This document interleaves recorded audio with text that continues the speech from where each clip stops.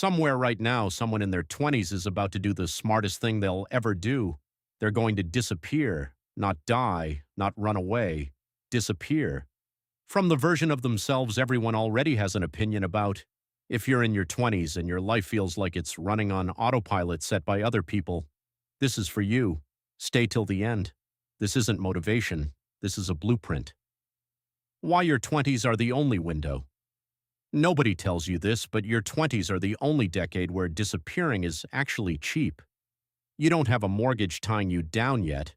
You don't have kids who need stability. You don't have 15 years of "that's just who he is" baked into everyone's memory of you. In your 30s, reinvention cost you something. In your 20s, it's almost free. You're already broke, already confused, already figuring it out. Nobody's shocked. That's the loophole. And most people waste it. They spend their 20s performing an identity they never chose, the one their hometown gave them, the one their family expects, the one their group chat has already decided is just how you are. Disappearing means stepping out of that performance, quietly without asking permission. What disappearing actually means. Let's kill the fantasy first. This isn't about skipping town with a backpack and a new name. That's a movie plot, not a strategy. Disappearing means three things. 1. You stop being available to people in patterns that keep you small. 2. You go quiet long enough to actually hear yourself think. 3. You come back as someone they don't fully recognize, not because you faked it, because you actually changed.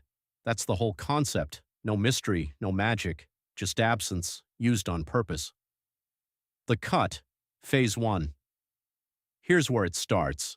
You cut the noise, not your family, your noise, the accounts you follow that make you feel behind, the friend group that only exists to drink and complain, the relationship that's just comfortable, not good.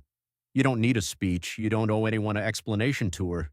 You just quietly stop showing up the way you used to, mute, unfollow, decline the invite, let the silence speak for you. And here's the part people get wrong. They think cutting things out is the hard part. It's not. The hard part is what comes after the cut, when you're sitting in the quiet with nothing to distract you from yourself. That discomfort, that's the work starting. Who are you building, not just escaping? This is where 90% of reinventions fail. People get really good at hating their current life and really bad at designing the next one. Hating where you are is not a plan. It's just pain with no direction. So ask yourself the question nobody asks. On a random Tuesday, not a highlight reel, an actual Tuesday, what does the next version of you do, eat, think about, avoid? Get specific. Vague goals like be successful or be happy don't survive contact with a bad Monday. Specific identities do. I'm someone who finishes what they start. I'm someone who doesn't explain themselves to people who never explained anything to them.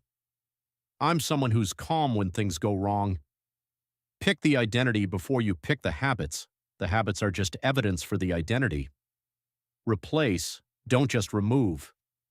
Here's why most people relapse into their old self in 3 weeks. They only subtract. They quit the phone, quit the takeout, quit the X, and leave a hole. And holes get filled with the easiest available thing, which is almost always the old habit walking back in. Willpower doesn't fill holes. Replacement does. Cutting scrolling? Put a walk in that slot before the urge even shows up. Cutting takeout? Have one boring, repeatable meal ready, not a Pinterest recipe you'll quit after day 3. Cutting the toxic text thread? Put a journal or a call to someone who actually adds to your life in that exact slot. You're not becoming disciplined. You're becoming someone whose environment doesn't require discipline because the easy option is already the good option. The comeback. After 90 days of this, not 90 days of motivation, 90 days of boring repetition, you don't come back with a speech. You come back different, and people notice without you saying a word. That's the entire point of disappearing. Not the absence, the return. You're not running from your life. You're stepping out of the version of you that was running on other people's expectations and coming back as the one actually running your life. And the truth is that once you come back, The circle that was keeping down will not longer fit in because you are seeing differently. Nobody's going to give you permission to disappear for a while and rebuild. You have to take it. Your 20s are the cheapest, quietest window you'll ever get to become someone else, someone better, before the world decides who you are and starts charging you to change it. So mute what needs muting. Get specific about who you're building. Sleep, move, save. Get good at one thing, and let the relationships sort themselves out once you're not. Then come back and let them notice. Please, a quick reminder to like and subscribe to my channel for the next part of the Disappearing Our series. We will be exploiting things that you could be learning and building in the shadow